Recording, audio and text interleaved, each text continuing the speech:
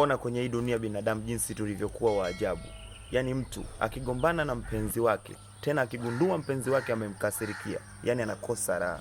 Yani anakosa raha kabisa. Anashindwa hata kufanya kazi zake za kila siku ambazo anazifanya. Atajitahidi kuomba msamaha wa kila aina, msamaha wa kila rangi, ili mradi tu awe sawa na mpenzi wake. Lakini cha ajabu, akigombana na wazazi wake, akiwakosea wazazi wake, anashindwa hata kuomba msamaha. Anashindwa hata stuki ndani ya moyo wake, wala akili yake haimyumbishi, kwa sababu tu amekosana na wazazi wake. Lakini anachukulia kawaida sana wazazi.